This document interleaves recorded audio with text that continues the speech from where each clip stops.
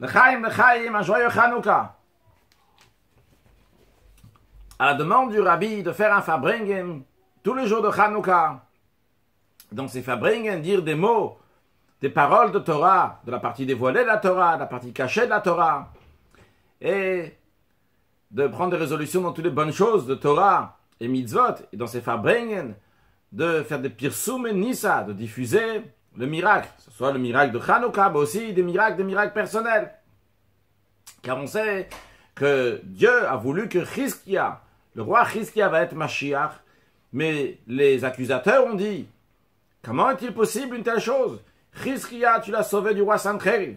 Chizkia, tu l'as guéri. Il n'a pas fait de shira, il n'a pas fait de louange, il t'a pas remercié comme il faut. Eh bien, lui, tu veux le faire Mashiach. D'où l'importance de remercier à Dieu pour tous les miracles qu'il nous fait. Et par cela s'empresse la venue de Mashiach. Et quand on parle de miracles, il ne s'agit pas juste des miracles qui sont extraordinaires, énormes. Mais chacun de nous a des miracles dans la vie de tous les jours. Et à nous d'ouvrir les yeux, de retrouver ces miracles dans la vie de tous les jours.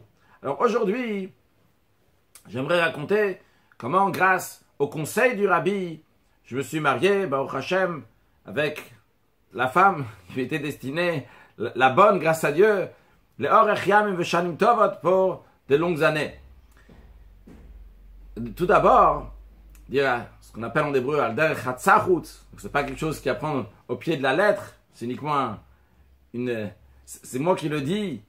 Et donc, premièrement, quand on dit quelque chose, c'est pas obligé d'être vrai, c'est pas obligé que ça tient la route d'après la Torah, mais vous savez, on doit tout lier les choses avec Mashiach. Alors les jeunes aujourd'hui, on voit souvent qu'ils ont beaucoup plus de mal à se marier qu'à l'époque. C'est pas juste comme on dit tout, à l'époque. C'est différent aujourd'hui. Ils attendent, ils sont très hésitants, surtout qu'ils ont vu comme si c'est comme ça là-bas, etc. Alors il y a plein de raisons en effet. Mais comme il faut tout relier avec Mashiach, j'ai l'habitude de dire, encore une fois, comme on est dans un fabring, une réunion chassidique, on peut se permettre de dire des sentiments ou des idées. Qu'à l'époque, lorsque les gens se mariaient, quelqu'un, il vit 70 ans, 80 ans, comme ça c'était à l'époque. Le roi David dit dans les psaumes, 70 ans, 80. Mais lorsque quelqu'un se marie, donc il se marie à 20 ans, il va se marier pour 50 ans, pour 60 ans. Aujourd'hui, vu que Mashiach va venir, tout le monde aura une vie éternelle. Alors, une vie éternelle, quand quelqu'un il va vivre avec quelqu'un d'autre éternellement, alors à ce moment-là, il doit réfléchir beaucoup plus avant de se marier. Donc ça, c'est pour juger favorablement ceux qui hésitent aujourd'hui pour se marier. Mais bien évidemment, il ne faut pas hésiter, il faut avoir des idées claires, se décider soi-même qu'est-ce qu'on veut dans la vie, qu'est-ce qu'on cherche dans la vie, quelles sont tes priorités dans la vie, et en fonction de ça, décider comment tu vas te marier. Et d'ailleurs, il y a des moyens très faciles à faire ça. Facile, chacun décide combien c'est facile pour lui ou pas. C'est à nous de décider comment on veut voir les choses faciles ou pas faciles. On raconte qu'une fois, il y avait 3 personnes qui étaient en prison. Et chacun, il a réfléchi, comment on va sortir de prison. Et ils avaient une discussion. Ils étaient 3 opinions. Un, il a dit, il faut faire un trou en dessous de la muraille. L'autre, il a dit, non, il faut passer au-dessus de la muraille. Et un troisième, il dit, non, il faut faire un trou dans la muraille et sortir. Alors bon, chacun avait des réflexions. Au moins, ils envoyaient un des prisonniers qui regarde un peu qu'est-ce qui se passe, comment la muraille, elle est, pour réfléchir. Et il revient et dit, les amis, catastrophe. Je ne sais vraiment pas comment on va faire pour sortir d'ici. Et il dit, qu'est-ce qui se passe? Il dit, le problème, il est qu'il n'y a pas de muraille. Alors comment on va faire? On ne peut pas passer par en dessous, on peut passer par au-dessus, on ne peut pas rentrer dans la muraille. Alors des fois, il y a des gens qui sont des murailles tout seuls. Alors qu'on dit facile, pas facile, donc à voir. Mais en tout cas, facile dans le sens, se faire une liste, voir qu'est-ce qu'on veut dans la vie, quelles sont nos priorités. Et il n'y a personne qui est parfait, ni chez les hommes, ni chez les filles. Mais en fonction de ça, décider, voir qu'est-ce que je veux. Et quand on va rencontrer quelqu'un, eh bien, on va voir. Est-ce que ça correspond pas. Et d'ailleurs, pour cela, c'est tout à fait normal de prendre des renseignements sur quelqu'un avant d'aller le voir. Je me rappelle avoir parlé une fois avec un jeune, mais je lui ai dit qu'ils m'ont appelé pour prendre comment cette personne allait. Alors il m'a dit, ah, dans ces cas-là, moi aussi, je vais me renseigner. Je lui ai dit, bien sûr, renseigne-toi. C'est tout à fait normal. On ne va pas juste se marier, c'est quelque chose à vie. C'est pas comme ça que tu rencontres quelqu'un, tu vas essayer de découvrir la personne juste par tes propres moyens face à face. Fais des recherches avant, sache avec qui tu vas aller rencontrer pour peut-être faire ta vie. À l'époque, quand on voyait le rabbi physiquement, les chassidim, les disciples du rabbi, demandaient au rabbi, est-ce qu'ils vont rencontrer telle et telle personne. Donc, par exemple, un garçon allait demander, est-ce que je vais rencontrer telle et telle fille? Et il y avait l'accord du rabbi. Après, encore une deuxième fois, on allait chez le rabbi pour dire si on est d'accord donc de se marier ensemble, si ça correspond, les personnalités correspondent. Après donc quelques rencontres, eh bien, on décide de se marier. Quand je dis après quelques rencontres, il n'y a pas de règle dans cela. C'est en fonction donc, des sentiments, en fonction de la compréhension de la personne. Est-ce qu'ils se sentent compatibles les uns l'un et l'autre? Et si le rabbi recevait la réponse de l'un et de l'autre, après il donnait une réponse en fonction de ce qu'il fallait. D'ailleurs, c'est pas juste comme ça que le rabbi donnait une réponse.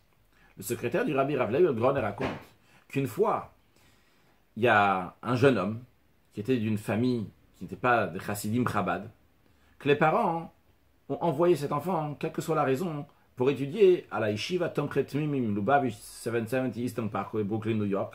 Donc en deux mots, à la Yeshiva, à l'école rabbinique du rabbi, dans la synagogue du rabbi. Donc, le rabbi, c'était pas le Rosh Yeshiva qui donnait les cours, mais donc c'est la Yeshiva du rabbi. Et évidemment, avec le temps, c'est rapproché donc du mouvement Chabad, du comportement chassidique du mouvement Chabad. Et lorsque c'est arrivé le moment de se marier, on lui a proposé une fille. Donc lui, il a demandé au rabbi, est-ce que je vais rencontrer telle et telle fille? Et le rabbi lui a donné le feu vert, l'accord pour aller rencontrer telle et telle fille. La famille qui a entendu ça, ils étaient complètement bouleversés. Comment c'est possible? Ça ne correspond pas du tout à ce qu'on cherche pour notre fils, etc., etc. C'est une grosse histoire. Lui, il est quand même parti rencontrer cette fille, vu que le rabbi a donné son feu vert. C'est bon, c'est parfait. Et une fois qu'il est parti rencontrer cette fille-là, ça correspondait bien. Lui, il a écrit au rabbi que sa famille n'est pas d'accord, etc. Lui, il a rencontré, tout convient, etc. Et le rabbi a donné son accord pour le mariage. D'ailleurs, dans le Shulchan Aruch, dans le code de la loi juive, il faut écouter toujours son père et sa mère, à part pour deux choses. Ce soit pour, si on veut aller étudier la Torah dans un certain endroit, que les parents ne sont pas d'accord, ou bien, si on veut se marier avec une certaine fille, et bien sûr que la fille elle est bonne, on ne parle pas que la fille elle est mauvaise, et ça il faut demander à d'autres personnes qui ne sont pas Nogé Abedar, qui ne sont pas concernés eux-mêmes, et ils te diront si cette fille-là vraiment elle est bonne ou pas, parce que des fois les jeunes, ils vont de manière tout à fait aveugle, cette fille-là elle est bonne, alors que la famille, les parents ont raison qu'elle n'est pas bonne. Qu'elle n'est pas bonne quand on dit. Tout le monde est bon évidemment, mais en tous les cas ça ne correspond pas avec cette personne-là. Mais ici donc le rabbi a donné le feu vert, tu peux te marier avec elle. Oh là là. Alors là, la mère elle est venue à la yeshiva, où l'enfant il étudiait, et devant tout le monde, elle a frappé, tellement qu'elle était énervée. Et les jeunes hommes sont sortis, lorsque la dame elle est sortie, ils sont sortis avec elle, et ils lui ont dit, écoutez, vous savez, vous avez mis votre fils dans une yeshiva Chabad, et il n'y a rien d'étonnant que maintenant, votre fils, il écoute le rabbi. Si vous avez un problème, quelque chose ne convient pas, allez voir le rabbi et demandez au rabbi, pourquoi alors vous n'êtes pas d'accord, écoutez ce que le rabbi dit. Bon, c'est assez logique. Donc le secrétaire raconte qu'elle a pris un rendez-vous, une audience chez le rabbi. Et quand elle est ressortie, elle a dit c'est bon, mon fils il peut se marier avec cette fille. Alors les jeunes lui ont demandé qu'est-ce qui s'est passé, il n'y a pas eu un tour de magie, pourquoi tout d'un coup tout va bien. Elle a dit je vais vous dire, le rabbi je lui fais confiance quand il dit quelque chose. Et je vais vous dire ce que le rabbi m'a dit. Le rabbi m'a dit, lorsqu'il y a un garçon, une fille qui me demande est-ce que je vais rencontrer telle et telle personne, je regarde dans les livres là-haut, regarde si les âmes y correspondent. Est-ce qu'ils peuvent se marier? Lorsque je vois c'est bon, je leur donne le feu vert pour la rencontre. Après, votre fils, il est revenu, il m'a dit que les parents ne sont pas d'accord, mais que lui, tout se convient bien. Alors je me suis dit, vu que les parents ne sont pas d'accord, peut-être que moi je me suis trompé. Le rabbi a dit, je suis reparti voir dans les livres pour voir si je ne me suis pas trompé. Peut-être que je me suis trompé. Et le rabbi dit, j'ai vu que ça correspondait. Alors je dis que c'est bon, ils peuvent se marier. Et d'ailleurs, le secrétaire, lorsqu'il racontait cette histoire, il a dit que le rabbi, en général, jamais ne faisait des découvertes comme ça, à dire qu'est-ce qui se passe quand quelqu'un, en général, quand quelqu'un il vient le voir, oui, le rabbi te dit oui, non, le rabbi te donne $1 et te donne une bracha. Le rabbi, ça a l'air tout à fait naturel, oui, un être humain qui te donne une bracha. Ici, pour le shalom, pour la paix, le rabbi a dévoilé ce qu'il faisait lorsqu'on venait lui demander conseil pour se marier, justement pour qu'il va y avoir du shalom et qu'il va pouvoir se marier tranquillement avec la famille. Donc, en tous les cas, à l'époque, on demandait toujours une bracha au rabbi avant d'aller rencontrer une fille. En ce qui me concerne, ce n'est pas toujours agréable de raconter des histoires personnelles, en plus qu'on ne sait pas après qui est-ce qui va écouter, jusqu'à où ça va, mais vu que le rabbi dit de faire Pirsum et Nissa, de diffuser les miracles, eh bien, on diffuse, si c'est les épaules du rabbi, c'est sûr et certain qu'il n'y a que du bien qui peut en sortir de cela. J'avais 23 ans, je suis né en 1977, en Tafshin la Metret, en 5738, le 20e jour du mois de Tishri. Donc j'avais déjà 23 ans, c'était en fin 2000, début 2001, quelque chose comme ça, donc c'était à la fin du mois de Cheshvan, donc c'était encore en l'an 2000.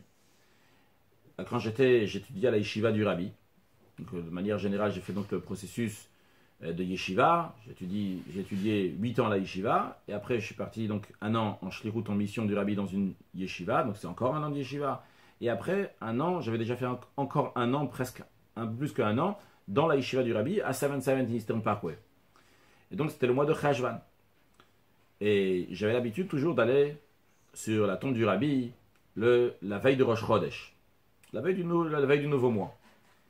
Peut-être j'allais aussi tout le 15 du mois, mais en tous les cas, toute la veille de Rosh Chodesh, j'allais toujours. Et j'ai demandé au Rabbi, est-ce que ça arrivait le moment de se marier? Il faut comprendre aussi, vu que je suis le premier de la famille, alors les parents, surtout les mamans, ils veulent qu'un enfant va se marier, enfin. Vous savez, c'est le premier, c'est toujours le plus dur à sortir de la boîte. Hein. Quand il y a une boîte, il faut sortir le premier cornichon, c'est le plus dur. Après, il y a tous qui vont sortir. Et il faut sortir le premier. Après, les autres aussi, ils vont sortir. Donc, le premier, il faut le marier. En plus, ils vont devenir grands-parents, Bezrat Hashem, etc. Je ne sais pas encore dans leur mentalité, mais j'imagine que c'est comme ça que ça se passe.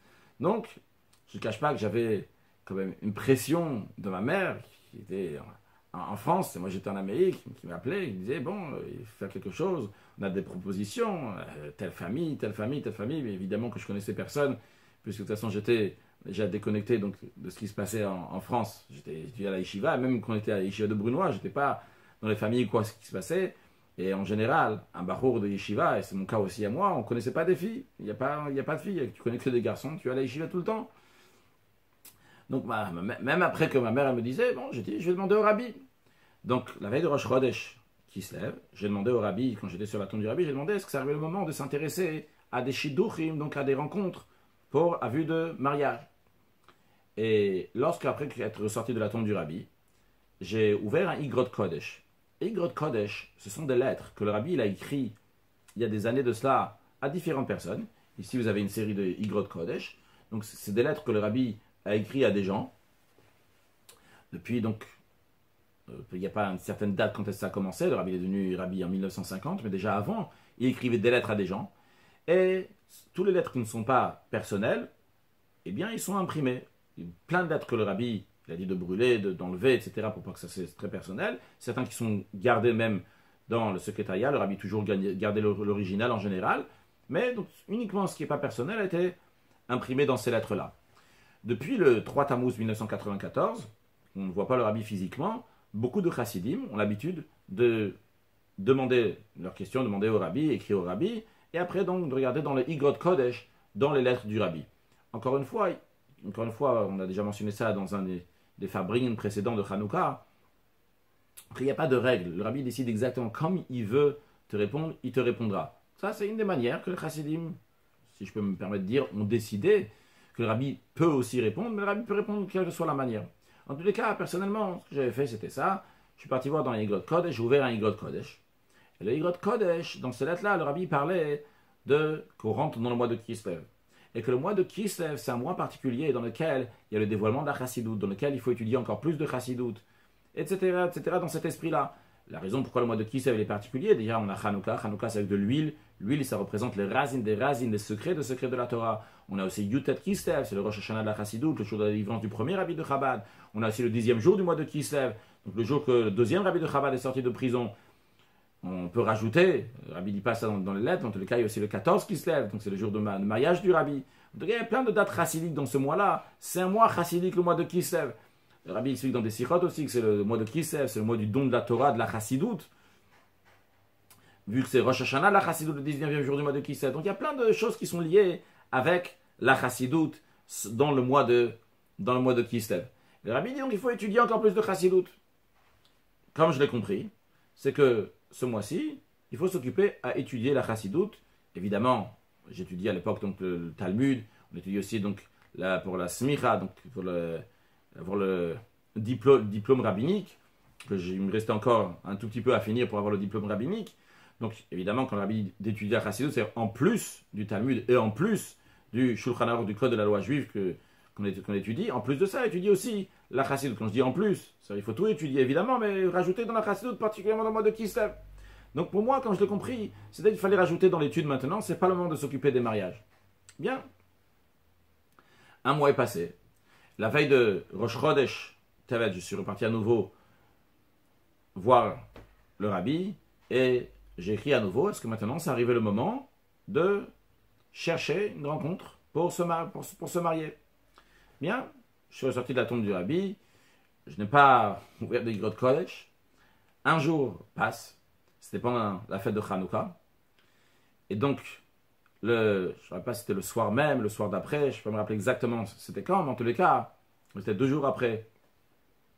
On est parti avec des amis pour faire Miftsaïm. Miftsaïm, c'est aller voir d'autres juifs qui n'ont pas encore allumé les bougies de Hanouka pour partager les bougies de Hanouka. On vient avec une petite boîte de Hanouka, on leur dit, voilà, vous n'avez pas encore allumé les bougies de Hanouka, on peut les allumer. Alors, comment ça se passait en tous les cas, là où j'étais, ça peut arriver partout différemment, il y avait des bus, les bus jaunes, ceux qui connaissent, des bus jaunes donc, qui partaient de Crown Heights, pas loin de la synagogue du Rabbi ou devant, et on allait par groupe, chacun qui veut, il peut rentrer dans le bus. Le bus, il va dans un endroit, il te dépose là-bas, c'est toi qui t'occupes de l'immeuble. C'est des immeubles de 24 étages avec des entrées comme ça.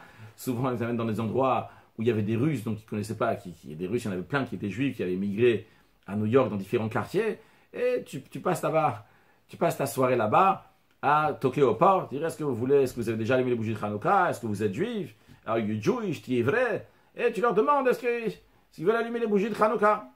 Bien, c'est pas le point de retour, on se retrouve à telle et telle heure, par exemple à 21h, on se retrouve là-bas à tel endroit pour repartir à Crown Heights. Nous, je suis parti avec un ami, et lorsque c'est arrivé le moment de retour, on avait tardé. Vu qu'on avait tardé, il y avait beaucoup de muftsai, beaucoup de gens à voir, etc. Donc le bus était déjà parti. Il n'y avait pas oublié, il n'y avait pas de téléphone ou quoi que ce soit à l'époque. Donc, il n'y avait pas de téléphone portable. C'était au début du téléphone portable, en tous les cas, on n'en avait pas. Et donc, on a fait un taxi. Vous savez, quand c'est un taxi, on discute de manière plus personnelle. Maintenant, avant de dire la suite, à savoir que entre jeunes hommes de Bachurim, de Yeshiva, on ne parle pas de choses qui sont pas appropriées du tout. Les choses qui ne sont pas appropriées, tu ne vas pas parler de filles ou quoi que ce soit, c'est pas du tout dans l'esprit. On était des garçons sérieux, ne discutez pas de ça. Même parler d'un shidur, même parler d'un mariage, c'est quelque chose d'assez délicat, de tout à fait nouveau, d'étrange pour quelqu'un qui a toujours vécu avec des garçons, et comme des garçons, désolé si je vais avec quelqu'un, mais comme des garçons normaux, que voir une fille parler avec une fille, c'est quelque chose donc on est timide, on n'est pas à l'aise. En tous les cas, lorsqu'on était dans le taxi, ce jeune homme m'a dit « Menachem, qu'est-ce que tu penses ?» Parce que peut-être ça arrivait le moment de chercher un shidur, qui était un peu plus jeune que moi, qui était un bon ami. Peut-être ça arrivait le moment de chercher un shidur pour aller se marier. Personnellement, comme je l'ai pris, c'était un signe du rabbi. Chacun peut l'interpréter comme il veut. Moi, j'en suis convaincu, c'était un signe du rabbi. On ne parle pas juste comme ça des choses, pour raison suite à ce que j'avais demandé au rabbi, et c'est arrivé le moment. C'est arrivé le moment d'aller chercher un shidur. Bien. Maintenant aussi, je ne peux pas me rappeler c'était quand exactement. Je peux en vérité regarder sur un calendrier. Ça doit être sur 2 jours après. J'ai rencontré quelqu'un. Quand j'ai rencontré quelqu'un, c'était pas encore ma femme. J'ai rencontré quelqu'un. Et cette personne-là, elle m'a dit, c'était la mère d'un ami de la yeshiva. Elle me dit, ah, je te cherche depuis quelques jours. Je savais que cette personne-là, c'était une chatranite. J'ai compris pourquoi elle me cherchait. Je dis, bon, on va s'appeler le soir, je l'appelle. Elle m'a dit, je te présente, voilà. On m'a demandé, il y a quelqu'un, donc une famille qui s'appelle Hert à Chicago. Et ils ont une fille qui s'appelle Bracha Hert. Et ils ont proposé un shidur, ils ont demandé, est-ce que tu serais intéressé? Alors juste en parenthèse, en général, c'est plutôt les parents qui s'occupent de ça. C'est pas que mes parents m'ont laissé dans la rue. J'étais peut-être un peu indépendant, peut-être aujourd'hui aussi, je ne sais pas. En tous les cas, c'est un peu indépendant. Et donc, j'ai fait les choses, j'ai pris les choses en main. Et on m'a proposé cette fille-là, une famille que je ne connaissais pas.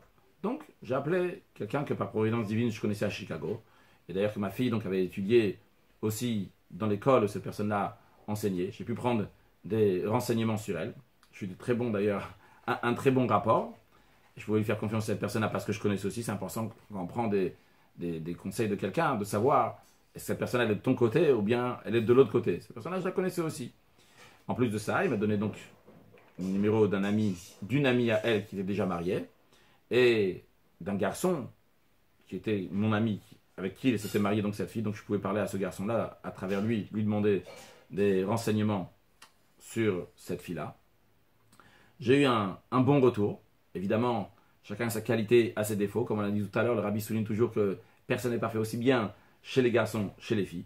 Donc on m'a dit, je suis la vérité, tous les qualités qu'elle avait, qui étaient beaucoup plus grandes que ce qu'on peut appeler des défauts, mais qu'en vérité, c'est des défauts dans certains domaines et c'est des grandes qualités dans un autre domaine. Et donc, j'ai vu que c'était quelque chose de très intéressant grâce à Dieu. Et donc, j'ai demandé de rencontrer au plus tôt, si je ne me trompe pas, c'était un jeudi, donc j'ai demandé de rencontrer le plus tôt.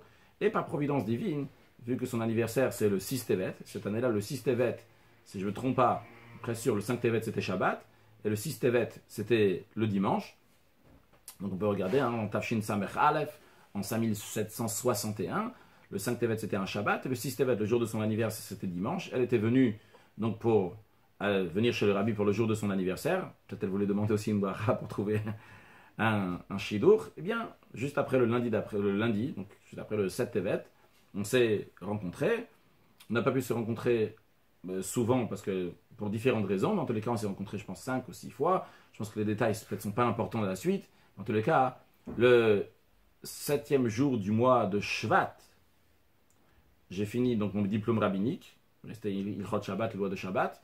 Et le 8e jour du mois de Shvat, Baruch Hashem, on a fait ce qu'on appelle le rabbi appelait ça un lechaim. Lechaim, c'est qu'on dit lechaim, c'est pour, peut-être en français on va appeler ça un engagement, que l'un s'engage pour l'autre, qu'ils vont se marier. Et on s'est marié le 2e jour du mois de Nissan. Je vais vous dire, grâce à Dieu, que je n'ai pas regretté dans la suite, grâce à Dieu, c'était un très bon mariage. Le Orechiam Mishanim Torot, et bon, Baruch Hashem, on n'a pas peur du Ainara dans ces choses-là. Le rabbi dit de raconter ces miracles-là. Donc on raconte, il n'y a que du bien encore une fois qui peut en sortir de ces choses-là. Et à Bezrat Hashem pour vous aussi, ceux qui ont besoin, un bon mazal, et ceux qui sont déjà mariés, qui ont toujours de Shalom Bayit à la maison, c'est quelque chose d'extraordinaire, très important.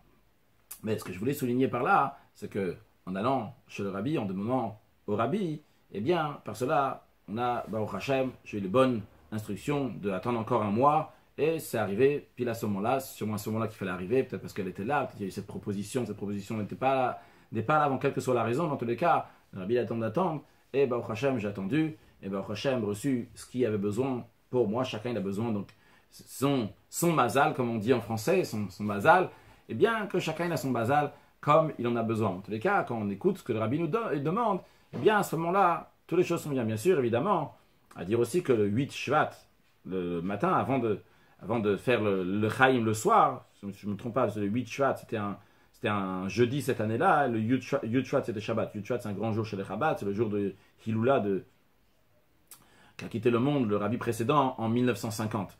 Donc c'était le 8e jour du mois de Shvat, le matin on est parti au Ohel, à la tombe du rabbi, pour annoncer au rabbi qu'on va se fiancer. Je ne sais pas si le mot fiancé n'est pas exact, parce que c'est le fiançailles aujourd'hui, c'est seulement sous la choupa. On fait pas, c'est pas un fiançailles aujourd'hui, c'est juste, comme on a dit, un lechaim, un engagement. Alors, pour lier ça avec la fête de Hanouka, c'est qu'on s'est engagé, on s'est donné entièrement à Kadosh Baruch Hu, à Dieu, on a fait un Messirut Nefesh, un don de soi, un don qui était tout à fait irrationnel. Il s'agissait d'une petite poignée de juifs contre des gens, les puissances mondiales qui étaient contre eux, et quand même ils sont partis, ils ont fait la guerre parce qu'ils savaient qu'ils faisaient ça au nom de Dieu, et c'est sûr et certain qu'ils allaient réussir. Et en effet, ils ont réussi. L'idée c'est quoi? C'est qu'ils sont partis, ce qu'on appelle dans la Chassidoute, le Malamitam Vadat, au-delà du raisonnement.